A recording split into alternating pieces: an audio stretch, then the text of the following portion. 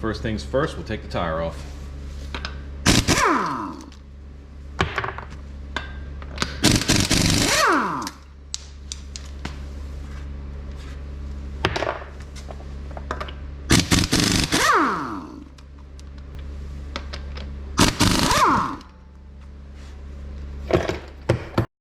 Next up, you take the upper lower brake caliper bolts off. One back here.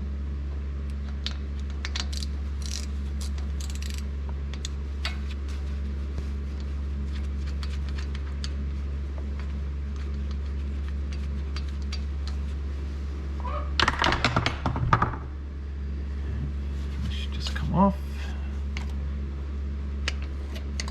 You can use a screwdriver, or you can use this handy dandy brake caliper holder. Attach it right to the frame so you don't have the brake caliper hanging. That could hurt the hose. Look at that.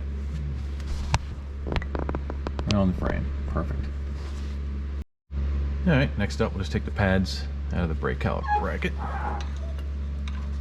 Do a little inspection, just kind of see how they are.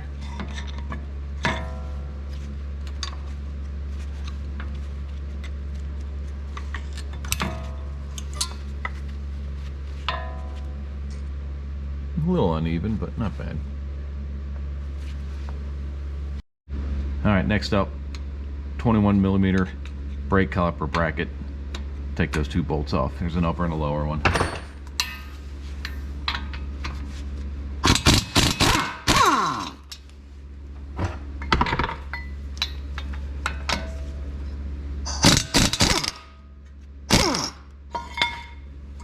And the brake caliper bracket falls out. Set it off to the side. And now you can take off the brake rotor.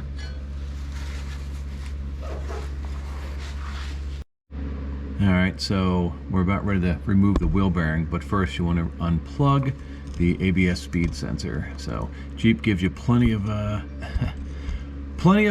wire to play with, so you got to take off, or at least pull back the plastic fender liner. I mean, this is it. This is as much as they give you. It's kind of ridiculous, right? What do they save, $1 for saving on wire here? So it's right behind the shock tower. So just pull that red thing down and push that little guy in, and it, in theory, will unplug.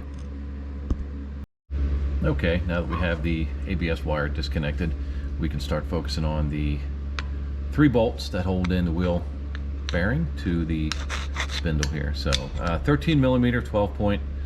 Make sure you put plenty of penetrating oil in there, just to make sure we get all that rust off. So there's 2 here and then 1 on the other side. It makes like a triangle.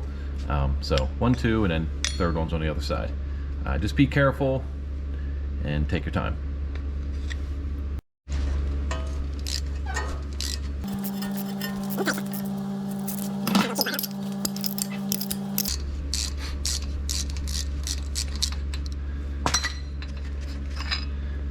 And there you go.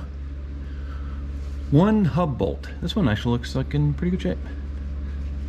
Okay. Alright, and the last thing to take off is the spindle nut. It is a 36mm. And we'll just take that off, and then don't forget, when you retorque that nut, it will be at 100 foot-pounds. So let's take it off.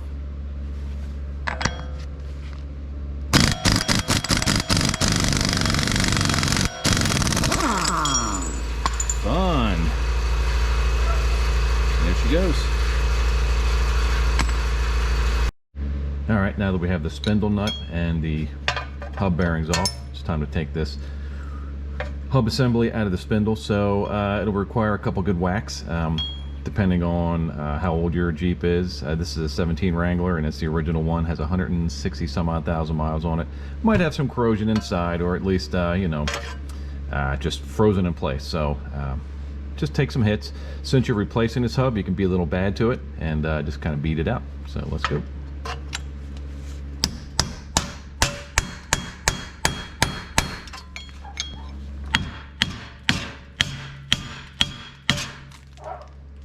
And I'm not going to worry about this dust shield, because I think I'm just going to take that off. But you can still see that we're making some good headway here. get in there and just kind of angle it out.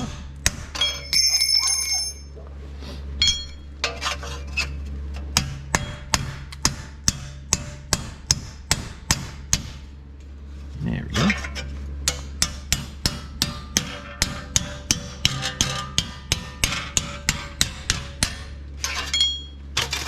It's coming out.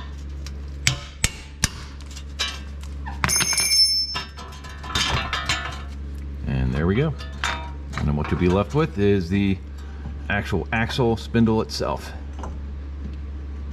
And that's what it looks like. So we'll take this dust shield off and we'll set it by the wayside. Oh yeah, this is really loose. Yeah, it was time for a new one. 160,000 mile factory wheel hub assembly. It's pretty good actually, not bad. Yeah, it should have some kind of like stiffness to it. I should be able to spin it this easy. So that's it. So reassembly basically is, if you want to watch this in reverse, it's the exact same thing but in opposite direction. So that's about it. Okay, so real quick, I just wanted to show you the new hub that I got. I got it from AutoZone. It's a door last gold.